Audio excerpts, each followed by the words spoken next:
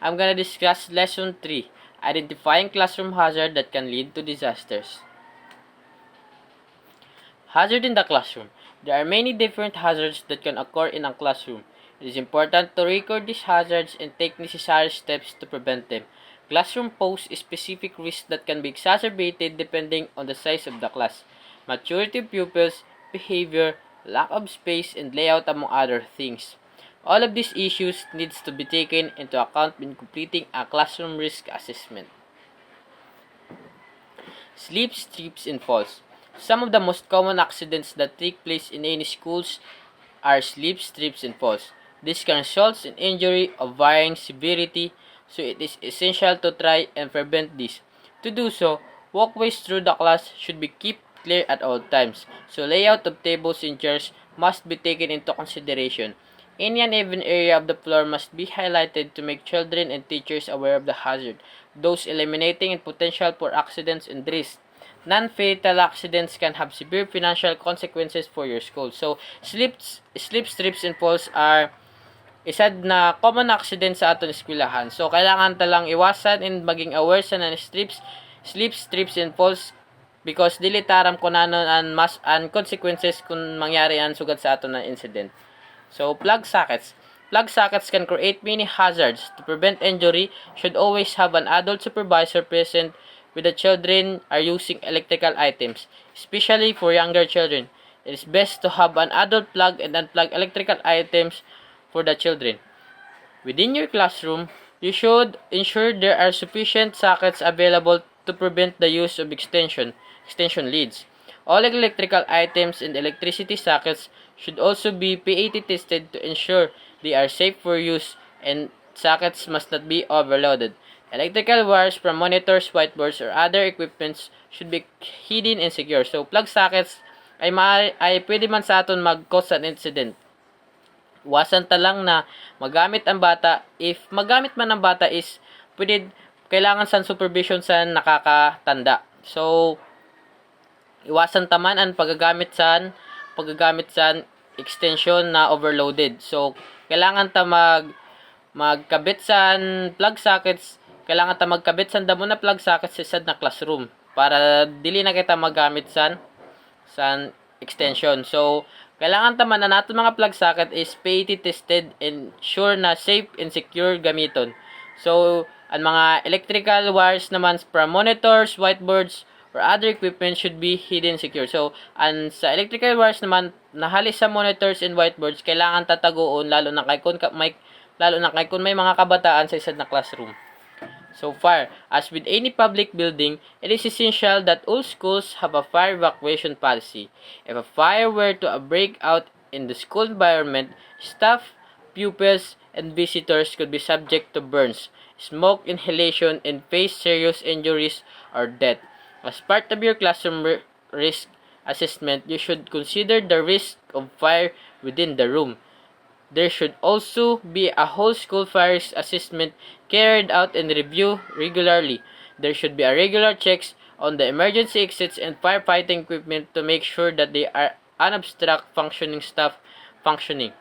The staff should also be trained to follow the evacuation procedure to ensure a safe evacuation in the event of fire. So, fire is isad man siya na dangerous and siya na maaaring pwede maging insidente sa aton classroom. So, like sa plug socket, lalo na kung overloaded and dili pa PAT secured ang aton plug socket, maaari siyang mag-cause ng fire. So, kailangan taman if nag-cause na san fire, igwa dapat sa school staff na maaari magamit sa firefighting equipment like fire extinguisher and others. So, next, classroom furniture. Although they are necessary for a classroom, furniture and fitting can actually be hazard to staff and pupils. Risks usually arise from a poor classroom setup. Faulty equipment can be removed from the classroom to prevent and risk of injury. Poorly positioned items to be moved to a more suitable place so that they don't block any exit points or fire escapes. Children should also be encouraged to keep the classroom neat and tidy. particularly by pushing any chairs under the tables when not in use. Although a bookshelf is not a risk in itself, it becomes dangerous hazard if not properly secured to a mounted object like a television, whiteboard, or notice board would need to be secured and checked regularly. So, sa mga classroom furniture naman is pwede naman siya maging isa na hazard because sometimes nagkakaigwa po baga sa earthquake and mga heavy object na ato sa furniture might be fall. So kailangan ta maging ang mga heavy object kailangan ta ibutang sa bababa lang na sa low area na dili maka cause an incident sa mga estudyante.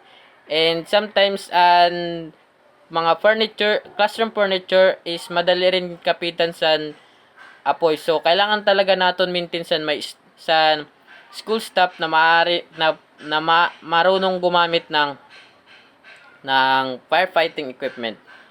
So especially classroom equipment, some classes designed for a specific subjects will have more hazards than other. So it's crucial that a classroom risk assessment is tailored to each environment as there is no one size fits all. For example, science classroom. This can contain many different hazards from dangerous chemicals to Bunsen burners.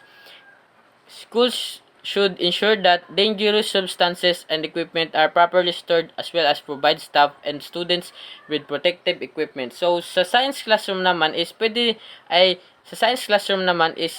siya maging hazard area because of the chemicals and other substances na pwede makakasunog sa isad na estudyante because sa science classroom dili talaga naton maiwasan na may magigwasan experiment. So kailangan ng estudyante is igwasan gamit na PPE or personal protective equipment na amon magaligtas sa iya in case man may magkuan incident na mangyari pag nagkaigwasin dan sa laboratory experiment.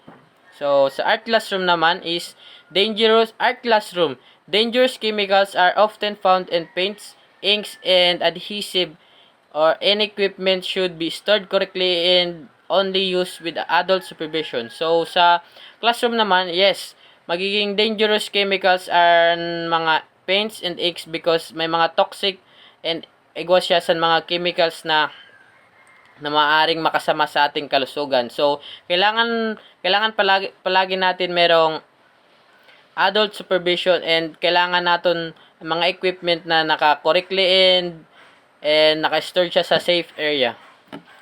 So, design technology classroom equipment such as hot glue guns and sewing machines can cause injury and should only be used at supervision.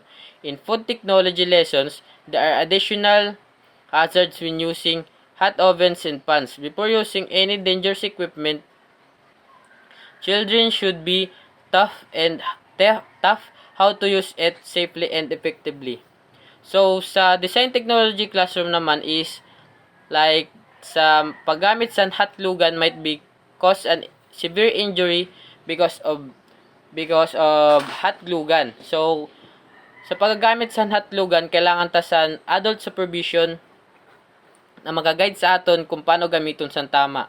And sa food technology lessons naman at paggamit sa hot ovens and pans is kailangan taghapon sa adult supervision because pwede siya mag-cause sa aton sa injuries.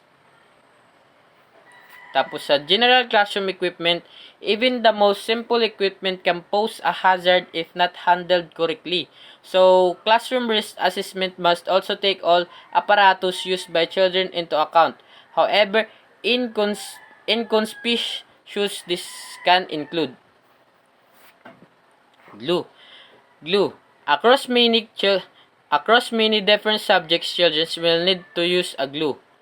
It is required of all primary schools that across the UK that the children only use and have access to non-toxic and insoluble glue. This reduces the risk of poisoning if ingested. Any other strong, more adhesive glues must be kept away from children and prevent any accident and risk. So, sa glue naman, required naman sa all primary school sa UK ang paggagamit sa non-toxic and non-insoluble glue. While ang mga poisoning, ang mga poisoning and strong adhesive glues kailangan ibulag sa mga children na masyado pang bata. So pag nagamit naman sa non-toxic and insoluble glue, kailangan po natin sa adult supervision because para mag-guide kita kung paano ang right way na paggagamit sa glue. Sa scissors, children must be taught how to use scissors safely and directly supervised until they can use them correctly. These skills can be taught from a young age using a risk of accidents across the whole schools.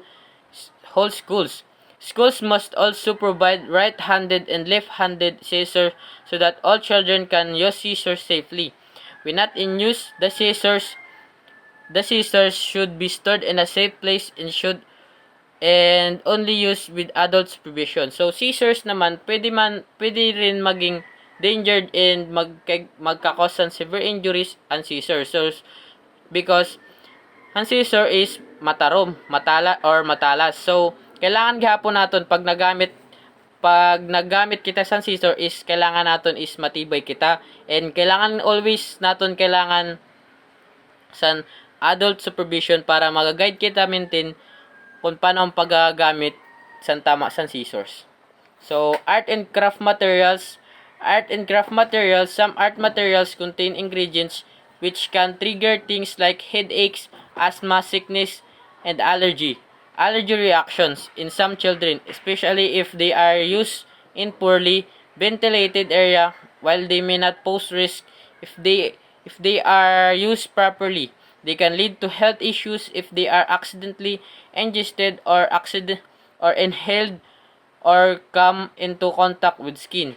Care must be taken at all times when using any such art and craft materials, and they must be stored and securely and out of reach of young children. So sa art and craft materials naman is kailangan ta ma-avoid ang mga bata na maigwasan mga allergies, headaches, and asthma. And sa art and craft materials ay pwede siya mag-cause sa headaches and asthma, sa mga sickness and allergic reaction if some children are, especially if they are not used in a poorly ventilated area. So kailangan tagapon sa art and craft materials is kailangan ta sa adult supervision. Always kailangan ta sa adult supervision para mag-guide kita kag kung may guman sa